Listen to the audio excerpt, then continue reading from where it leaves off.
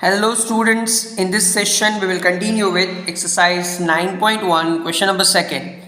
A tree breaks due to storm and the broken part bends so that the top of the tree touches the ground, making an angle of 30 degree with it. The distance between the foot of the tree to the point where the top touches the ground is 8 meter. Find the height of the tree.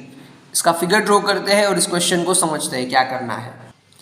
So as per the question what we have given in figure is, हमारे पास एक tree है. Suppose A B जो है वो tree का height represent कर रहा है.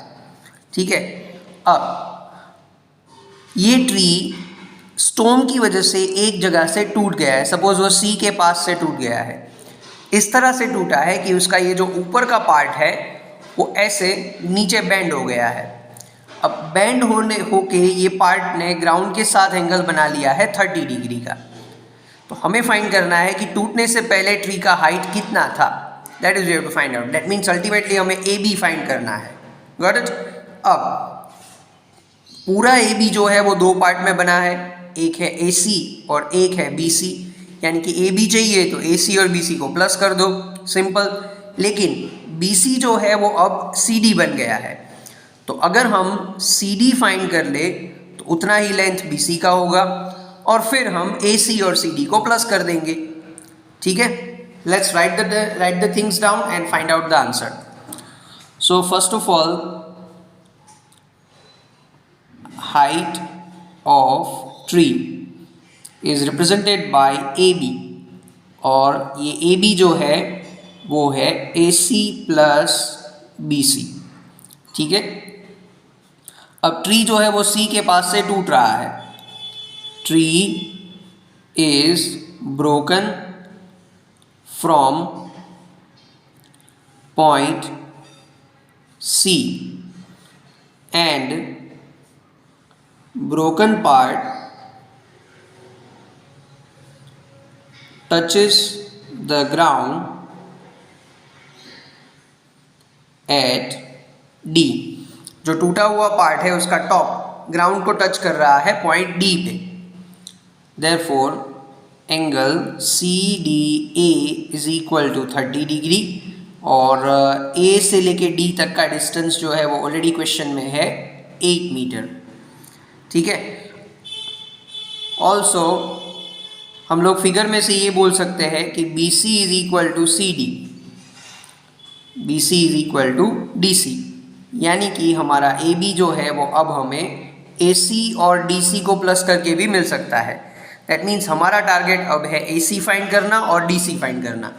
Got it. Now if you observe the figure carefully, इस 30 के लिए ए सी जो है वो अपोजिट है और डी सी जो है वो हाइपोटेनियस है. तो अगर हमें ए सी चाहिए तो हम अपोजिट अपॉन एडजेसेंट यानी कि 10-30 का फॉर्मूला यूज़ कर सकते हैं. तो सबसे पहले तो हम लोग यूज़ करेंगे 10-30.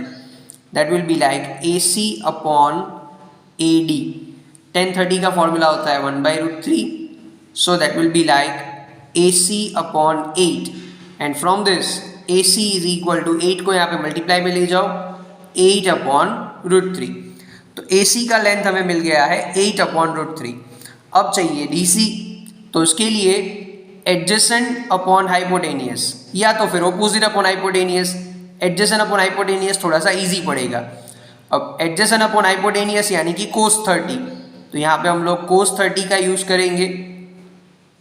That is A D upon D C, A D upon D C. cos 30 यानी कि adjacent upon hypotenuse. A D is adjacent, D C is hypotenuse. अब cos 30 का फॉर्मूला होता है √3/2 और AD is given as 8, DC we have to find out. So from this DC को यहाँ पे मल्टीप्लाई में ले जाओ, 2 को यहाँ पे मल्टीप्लाई में ले जाओ और √3 जाएगा डिवीजन में. So DC will be 8 2s are 16 और √3 डिवीजन में यानी कि 16/√3. ठीक है. Now what we need is AB which is AC plus DC. अब AC हमें मिला है 8/√3 और DC हमें मिला है 16/√3. दोनों का डिनोमिनेटर सेम है तो न्यूमरेटर को प्लस कर दो, 8 + 16 यानी कि 24/√3। अब हम √3 से इसको रैशनलाइज करेंगे, so multiply numerator bye √3 and denominator by √3, so that will B 24√3 into √3, ये हो जाएगा 3।